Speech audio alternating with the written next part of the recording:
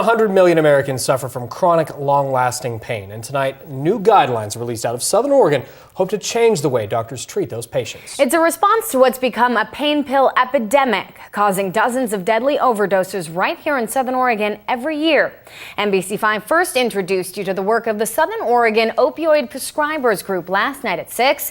Tonight, we're taking a closer look at how those guidelines are supposed to work.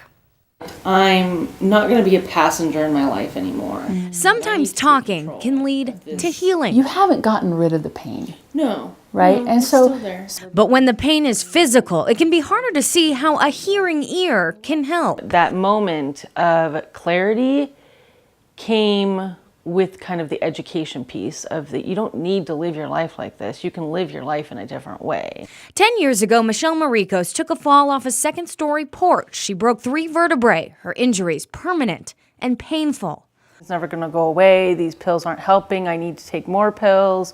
She spent the next 10 years addicted to a cocktail of opioid prescriptions, an addiction that left her in more pain than the injury itself. You start having anxiety about running out of your medication, about losing your medication, about people's perception of you being on the medication. Hers is a situation far too common in Jackson County, and pain pill overdoses are costing dozens of Southern Oregonians their lives each year. This is a public health emergency that we're dealing with. In response to that emergency, Jackson County Health Director Jim Shames helped create the Southern Oregon Opioid Prescribers Group, and their work is extensive. They've just released this book of guidelines intended to steer doctors away from treating patients with pills. Shames says it's not going to be an easy sell. You have decades of physicians and other prescribers being told a certain message, and now we're trying to say, oh, well, wait a minute, we didn't really mean that. So what exactly do they mean? Well, research the group compiled shows non-opioid treatment can be more effective than pills.